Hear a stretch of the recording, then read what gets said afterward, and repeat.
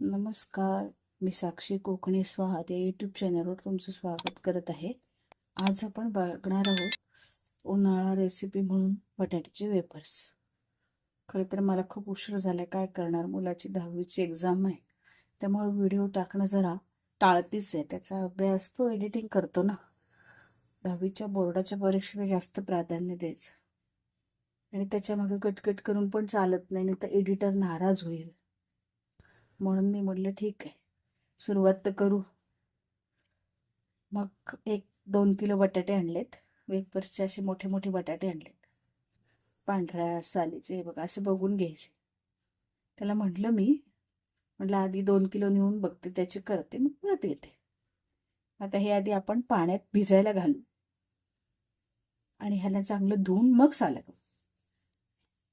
हे बघा बटाटे आता छान धुवून घेतलेत. आता साला काढू आपण आणि डायरेक्ट पाण्यातच साच्यानी आपण हे करू.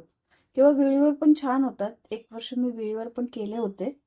आणि काय असतं, साच्याने केले ना की मग ते असे थोडेसे असे लालसर होतात तेलात टाकल्या टाकल्या.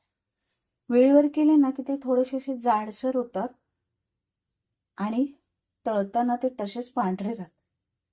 म्हणून मी काय केलं, ॲडजस्टेबल ते स्लायसर घेतला. म्हटलं बघूया ॲडजस्टेबल म्हणजे कसं आपल्याला पातळ जाड असं करता येतं. म्हणून मी ॲडजस्टेबल स्लायसर घेतलाय, त्याच्याने तुम्हाला दाखवते. हे बघा, चांगले 15 मिनिटं मी पाण्यात भिजत घातली होती बटाटे साल्यासकट.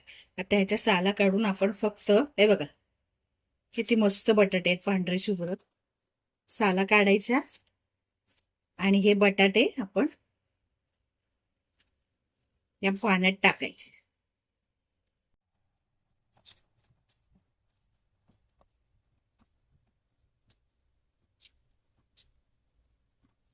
मस्त येते बघा, तुमचं खाली दाखवते बघा किती छान आणि जाड. ऍडजस्टेबल आहे हे.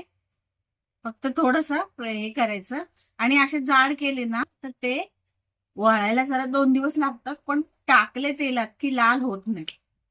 हे बघा मस्त झालेत. आता हे डायरेक्ट आपण असे पाण्यात टाकायचे आणि पाण्यातले पण बघा असे जाड जाड झाले, छान झाले. हे बघा असे मी मधी बघितलं असं थोडं, पण एकदमच मग ते पातळ, ते तेलात टाकले की लाल होणार. थोडेसे असे जाडसर घेतले ना की मग मस्त. आता आपण हे सगळे असे वेपर्स करून घेऊ. हे बघा सगळे बटाट्याचे वेपर्स आपले करून झाले, मस्त झाले ऍडजस्टेबल मशीननी. हे बघा पातळ केले ना, हे बघा कसे वाटत. म्हणून मी ह्यावेळेला असे जरा ट्राय केलं. हे 2 किलो बटाट्याचे वेपर्स आहेत. आधी आपण 2 किलोचे करून बघू. आता हे 2-4 पाण्याने चांगले धुवायचे आणि ह्याला रात्रभर असंच पाण्यात भिजत ठेवायचं आणि तुरटी फिरवायची. उद्या सकाळी फक्त वाफवायची, वाळत घालायची. आता हे आपण 2-3 पाण्याने धुवू. हे बघा 2-3 पाण्याने स्वच्छ धुतलेत मी, एकदम पांढरे शुभ्र झालेत. आणि आता हा तुरटीचा तुकडा हा फक्त असा फिरवायचा आहे, ह्याच्यात टाकायचं नाही. आणि परत आपण उद्या ह्याच पाणी स्वच्छ परत बदलायचंय, म्हणजे परत एकदा धुवायचं. हे फक्त असं फिरवायचं. रात्रभर असेच थोडेसे असे छान कडक होतील ते. मग आपण हे करू. हे बघा हा एवढूसाच तुकडा टाकायचा नाही याच्यात. बघा रात्रभर भिजत घातले होते मी बटाट्याचे वेपर्स. आता परत एकदा मी धुवून पाण्याने घेतले ते, एकदा पाण्याने धुतले ते आणि इथं पाणीही गरम करायला ठेवलं. आता याच्यात फक्त आपण मीठ टाकू आणि छान वेपर्स एक छोटीशी अशी वाफ देऊन घेऊ. जास्त शिजवायची नाही, थोडेसे असे हे झाले की मग काढायचे. पाणी उकळले. आता ह्याच्यात आपण हे वेपर्स सोडणार आहोत. मीठ पण टाकून झालेलं आहे. पाणी उकळून घेतलं की कसं वेळ नाही लागत. आधी हे 2 किलोचेच दाखवले. बघा झाले, रंग पण बदललाय. हे बघा आता हे काढायचे आणि वाळत लावायचे.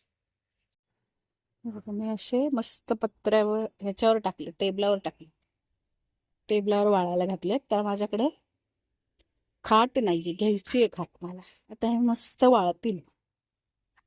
बघा आपले बटाट्याचे वेपर्स मस्त वाळलेत, एकदम पांढरे शुभ्र आणि छान झालेत. 2 किलो बटाट्याचे एवढे वेपर्स झालेत.